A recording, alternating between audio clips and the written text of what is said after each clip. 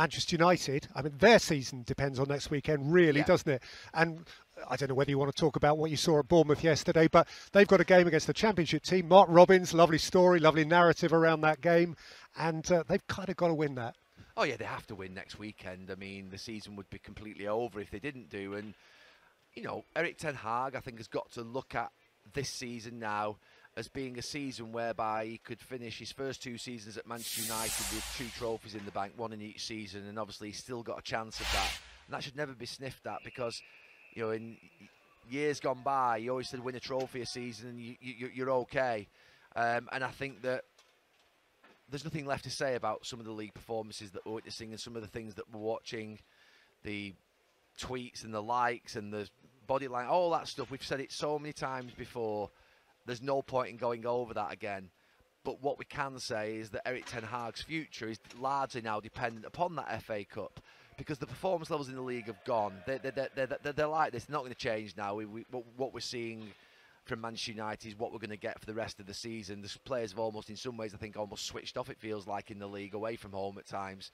At home they turn it on because they have to, because there's 75,000 people there who won't allow them to sort of get away with it. But away from home, it just, I mean, the Man United fans as well last night, they seem to be, you were at the game, weren't you? They seem to be, honestly, they never stop away from home. And just something, they're watching some real dodgy stuff.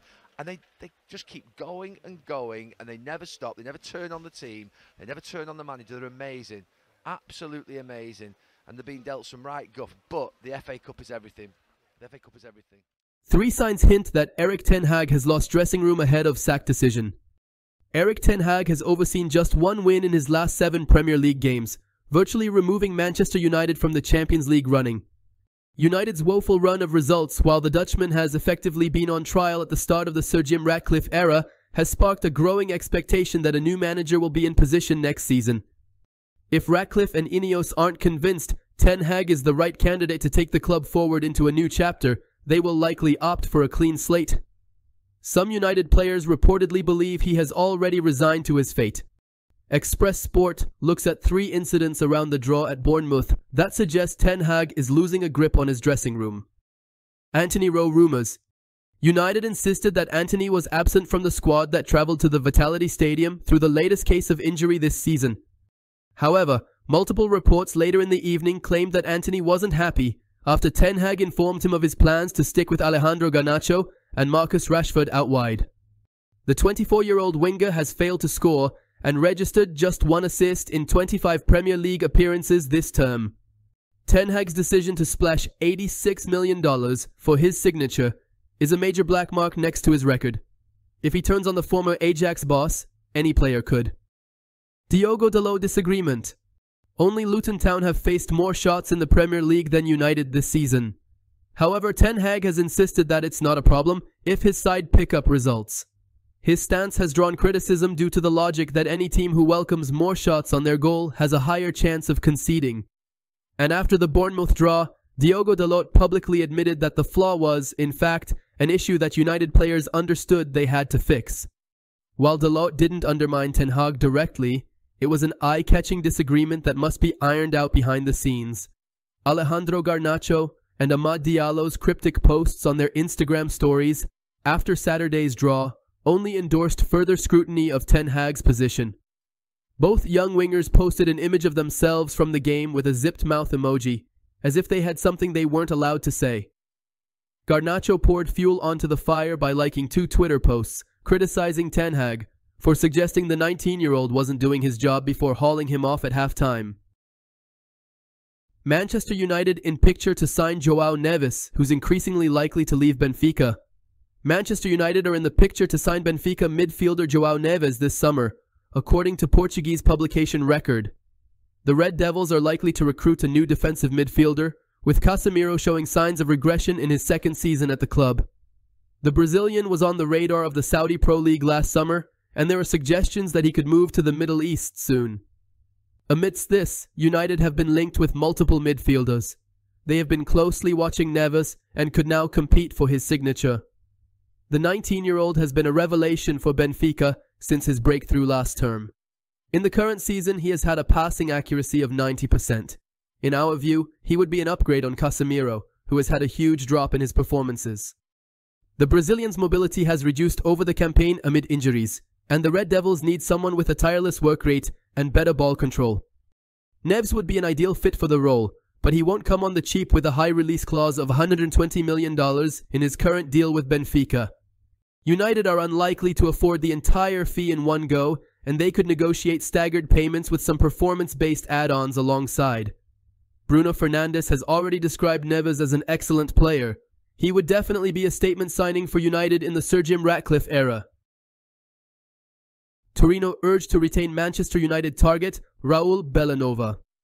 Torino have been urged to keep Manchester United target Raul Bellanova, who is attracting plenty of interest from Premier League clubs ahead of the summer transfer window. Despite inconsistent results on the pitch, Torino have unearthed a gem in the young right-back, whose impressive performances haven't gone unnoticed. Torino will undoubtedly face a fight to retain his services, especially if they don't clinch a European spot, and United must move swiftly to snap him up.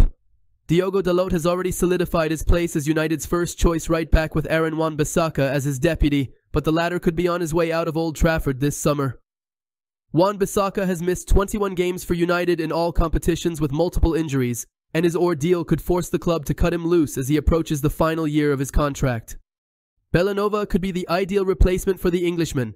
He is an inventive wing-back and creative dribbler, whose offensive contributions haven't come at the expense of his primary defensive duties.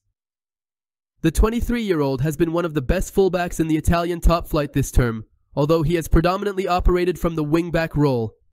He has contributed a goal and 6 assists to Torino's European push this season, and consistently delivers outstanding performances for Ivan Juric's side. Bellanova is valued at $10 million by Transfermarkt. Torino will likely demand more, but he still represents a cut-price replacement for Wan-Bissaka and a solid deputy to Dalot. Manchester United believe Jason Wilcox's relationship with Jared Branthwaite's agent puts them in pole position for Everton's centre-back. Manchester United believe that Jason Wilcox's relationship with Jared Branthwaite's agent puts them in pole position to secure the services of Everton centre-back this summer, according to The Sun. The Red Devils want to sign the Englishman, but the Toffees want $80 million for the 21-year-old, and plenty of suitors are keen on him. However, Wilcox had a previous close working relationship with Branthwaite's agent, David Reeves, and Man United are convinced it will help boost their chances in the race for the Everton star. The Old Trafford club are ready to bring the Southampton football director to the Theatre of Dreams in the coming days and are confident of brokering a compensation deal with the Championship club. Helping to land Branthwaite will be one of Wilcox's first assignments, and he will be keen to get the job done as Man United look to embark on a major squad overhaul following several seasons of underwhelming performances in campaigns. Raphael Varane, Johnny Evans and Harry Maguire could be on their way out of the club this summer, and new centre-backs capable of winning major silverware for them are on their radar. Branthwaite has impressed with Everton this term despite their relegation struggles. England manager Gareth Southgate included him in the squad for last month's friendlies against Brazil and Belgium.